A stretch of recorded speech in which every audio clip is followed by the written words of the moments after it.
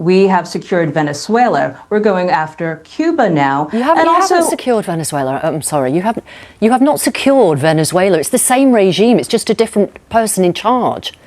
And the Trump administration is all over the former vice president, now interim president there. So there's been a lot of movement. It could very well be, at the end of the day, when the historians write this book, that we are actually...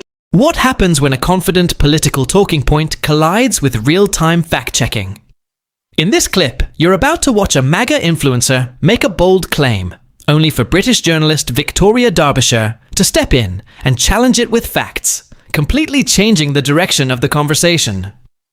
It's one of those moments that proves how quickly a debate can shift when the evidence is put on the table. Before we dive into the full story, comment where you're watching from, and don't forget to like and subscribe so you don't miss the next one.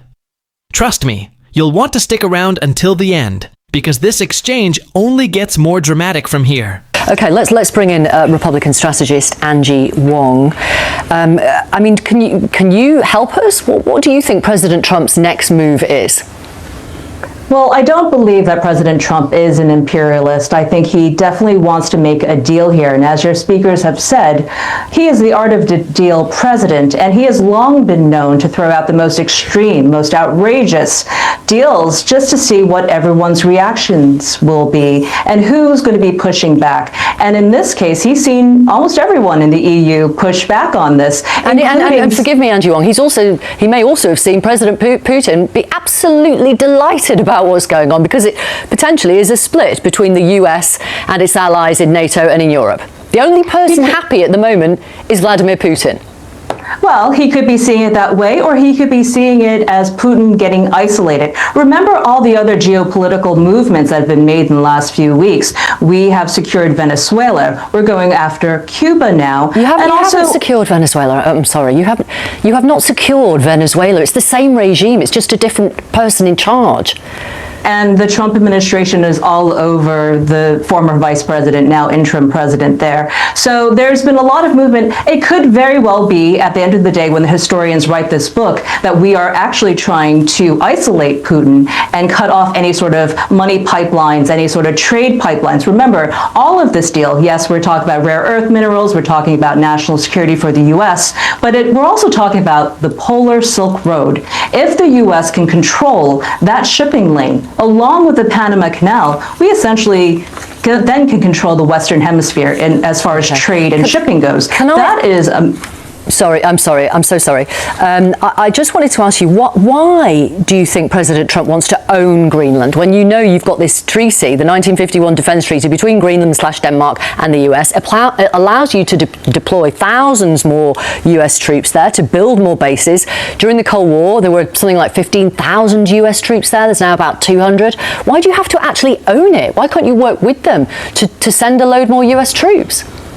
Well, the messaging here is that President Trump wants to build the Golden Dome, which is a $175 billion project, very similar to what Israel has, and he needs Greenland and the seas around it to do so. Now, it's not impossible. It's never been heard of before that we do annex and purchase lands. We did that with Alaska. We did that with the Louisiana Purchase, the Mexican secession, and other places. So this is part of that.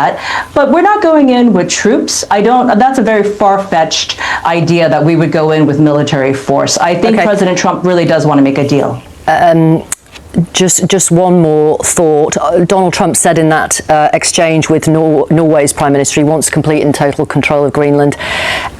If he can threaten a NATO ally to surrender territory and other allies that if they don't come to a deal, tariffs will be imposed upon them, does that mean NATO is effectively dead?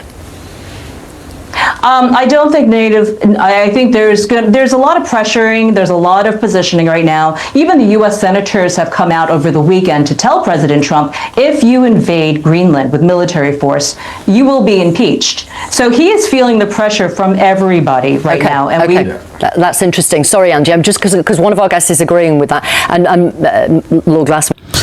Moments like this are always interesting, because they show what can happen when bold political claims are challenged in real time.